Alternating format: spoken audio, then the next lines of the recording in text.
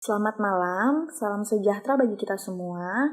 Perkenalkan, nama saya Eka Ayu Natalia. Saya akan merangkum tugas UAS pemasaran jasa dari bab pertama hingga ke bab yang ke-14. Yang pertama, ruang lingkup pemasaran jasa. Pengertian jasa, aktivitas ekonomi yang hasilnya tidak dalam bentuk fisik. Yang kedua, dikonsumsi pada saat yang sama dengan waktu dihasilkan. Interaksi langsung antara pihak konsumen dan pemberian jasa.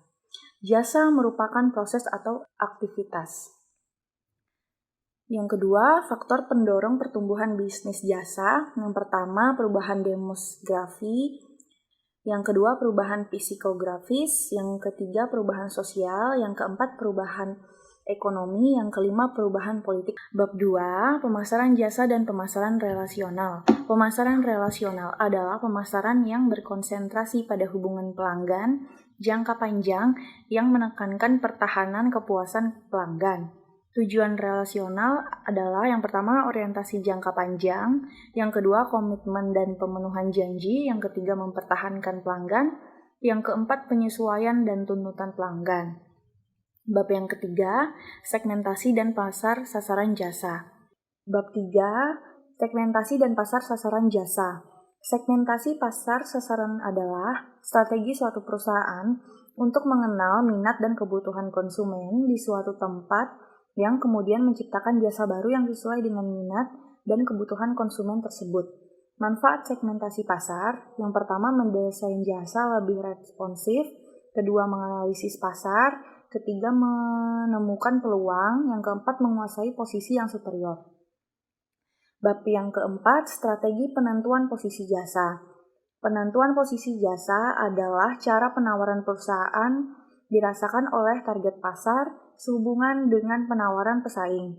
Tujuan utamanya yaitu membedakan penawaran perusahaan dari yang ditawarkan pesaing. Yang kelima, strategi produk. Strategi pertumbuhan produk yang pertama, penetrasi pasar, mempertahankan pelanggan. Yang kedua, pengembangan produk baru yaitu produk baru, pengembangan pasar, mencari segmen baru. Yang keempat, diversifikasi yaitu jasa baru untuk pasar baru. Bab 6, strategi produk. Fungsi lingkungan jasa. Yang pertama, media menciptakan pesan. Yang kedua, media menarik perhatian. Yang ketiga, media pengunggah perasaan. Dimensi lingkungan jasa. Yang pertama, efek dari kondisi lingkungan, yaitu suara, aroma, warna, tata letak, dan yang kedua, sinyal-sinyal dan simbol. Bab 7, strategi harga. Landasan strategi penentuan harga, yang pertama biaya, yang kedua pesaing, yang ketiga nilai untuk pelanggan. Tujuan penentuan harga, yang pertama bertahan, yang kedua memaksimalkan laba, yang ketiga memaksimalkan penjualan, yang keempat prestis dan ROI. Faktor-faktor penentuan harga, yang pertama elastisitas permintaan, struktur biaya, persaingan, dan kondisi ekonomi. Bab 8, strategi distribusi. Proses penyerahan jasa. Yang pertama, perencanaan dan konfigurasi penyerahan jasa. Yang kedua, bagaimana teknologi menghasilkan revolusi. Yang ketiga, promosi dan menyerahkan jasa dalam internet. Yang keempat, tempat pasar dan ruang pasar. Bab 9, strategi promosi. Peran promosi yang pertama, menjadi alat komunikasi produsen dan konsumen. Yang kedua, mempengaruhi konsumen. Bauran promosi yang pertama yaitu periklanan, penjualan perseorangan, promosi penjualan, dan pemasangan langsung. Bab 10, manajemen kualitas jasa. Yang pertama, pengertian kualitas, sejauh mana produk jasa memenuhi spesifikasinya. Orientasi jasa, yang pertama persepsi konsumen, yang kedua produk jasa, yang ketiga proses. Yang kedua, dimensi kualitas jasa. Yang pertama berwujud, yang kedua reliabilitas, yang ketiga ketanggapan, yang keempat jaminan dan kepastian, yang kelima empati. Bab 11, kepuasan, loyalitas, dan penanganan keluhan pelanggan. Manfaat kepuasan pelanggan, yang pertama meningkatkan loyalitas pelanggan, yang kedua mencegah perputaran, yang ketiga mengurangi sensitivitas terhadap harga, Yang keempat, mengurangi biaya kegagalan pemasaran. Yang kelima, mengurangi biaya operasi. Yang keenam, meningkatkan efektivitas iklan. Yang ketujuh, meningkatkan reputasi bisnis. Pengaruh kepuasan pelanggan. Yang pertama, level kinerja atau hasil dan kepuasan pelanggan. Yang kedua, kepuasan pelanggan dan mempertahankan pelanggan. Yang ketiga, mempertahankan pelanggan dan profitabilitas. Bab 12, perorganisasian pemasaran jasa. Membangun organisasi. Cara mengembangkan orientasi pemasaran. Yang pertama, identifikasi orientasi. Yang kedua, identifikasi efektivitas pemasaran. Yang ketiga, perencanaan orientasi pemasaran. Permasalahan struktur organisasi tradisional. Yang pertama, hanya sebagai fungsi pemasaran yang dapat dikelola, departemen pemasarannya berada pada posisi offset position. Yang ketiga, kesenjangan antara pemasaran dan produksi. Yang keempat, tidak dapat bertanggung jawab total. Bab 13, sistem informasi kualitas jasa. Peningkatan kualitas jasa melalui sistem informasi. Memperhatikan dan mendengarkan pendapat. Yang pertama, pelanggan di luar perusahaan. Yang kedua, pelanggan perusahaan kompetitor. Yang ketiga, pelanggan dalam perusahaan. Bab 14 yaitu saluran elektronik distribusi jasa. Teknologi dan pemasaran. Tujuan penggunaan e-business. Yang pertama, memberikan pelayanan terkustomisasi. Yang kedua, memperbaiki kesalahan pelayanan. Yang ketiga, spontanitas untuk menyenangkan konsumen. Saya akan membuat pertanyaan dan jawaban yang sudah saya rangkum tadi. Yang pertama, apa saja faktor pertumbuhan bisnis jasa?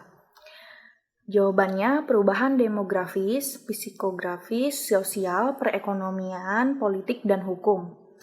Pertanyaan yang kedua, ada 3 tahapan proses pembelian dalam industri jasa, yaitu tahap pra-pembelian, tahap perjumpaan pembelian, dan tahap pasca pembelian.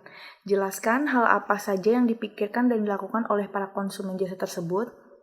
Yang pertama, tahap pra-pembelian, yaitu kesadaran akan kebutuhan, pencarian informasi, mengevaluasi penyediaan jasa alternatif. Yang kedua, tahap perjumpaan pembelian, permohonan layanan dan dari supplier terpilih, penyampaian jasa. Yang ketiga, tahap pasca pembelian, evaluasi kinerja layanan, keinginan pemakaian ulang di masa mendatang. Pertanyaan yang ketiga, apakah definisi dari jasa? Jelaskan. Jawab, suatu tindakan atau kinerja yang ditawarkan oleh satu pihak kepada pihak lain. Kinerja adalah tak terwujud tetapi mungkin melibatkan pengguna produk-produk. Soal yang ketiga, apakah definisi dari jasa? Jelaskan. Suatu tindakan atau kinerja yang ditawarkan oleh satu pihak kepada pihak lain, atau kinerja adalah tak terwujud tetapi mungkin melibatkan pengguna produk-produk fisik. Suatu kegiatan ekonomi yang tidak mengakibatkan kepemilikan. Soal keempat, sebutkan faktor penyebab perkembangan produk jasa. Produk-produk yang dibutuhkan oleh konsumen semakin beragam dan kompleks. Yang kedua, produk yang dihasilkan semakin kompleks. Yang ketiga, adanya peningkatan kompleksitas kehidupan. Yang keempat, adanya peningkatan pengaruh sektor jasa. Yang kelima, waktu santai yang semakin banyak. Soal kelima, dalam strategi distribusi tentang proses penyerahan jasa, bagaimana teknologi menghasilkan revolusi? Jawab, pengembangan teknologi pintar, pencintaan kios-kios otomatis, pengembangan situs web, pengembangan kartu pintar. Soal yang keenam, pengertian kualitas jasa. Jawab, menurut Wyckoff dalam Tiptono berpendapat bahwa kualitas jasa merupakan tingkat keunggulan atau excellence yang diharapkan dalam pengendalian atas keunggulan tersebut untuk memenuhi keinginan pelanggan. Soal yang ketujuh, 5 dimensi kualitas jasa yaitu reliability, kemampuan untuk memberikan jasa dengan segera dan memuaskan. Yang kedua, responsiveness, kemampuan untuk memberikan jasa dengan tanggap. Assurance, yaitu kemampuan kesopanan dan sifat dapat dipercaya yang dimiliki oleh para staf, bebas dari bahaya, risiko, dan keraguan. Yang keempat, empati, kemudahan dalam melakukan hubungan komunikasi yang baik dan memahami kebutuhan pelanggan. Yang kelima, tangibles, yaitu fasilitas fisik, perlengkapan pegawai, dan sarana komunikasi. Soal yang ke-8, apa saja konsep biaya kualitas?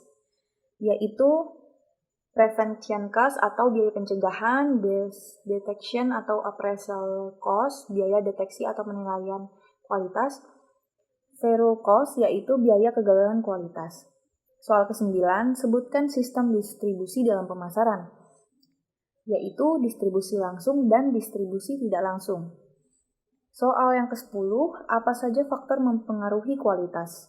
Yang pertama ditentukan oleh pelanggan, yang kedua peningkatan pendapatan penjualan, yang ketiga ditentukan oleh efisien internal, yang keempat penurunan biaya. Demikian 10 pertanyaan dan 10 jawaban yang saya paparkan. Kurang lebihnya saya mohon maaf. Apabila ada salah kata, saya ucapkan terima kasih.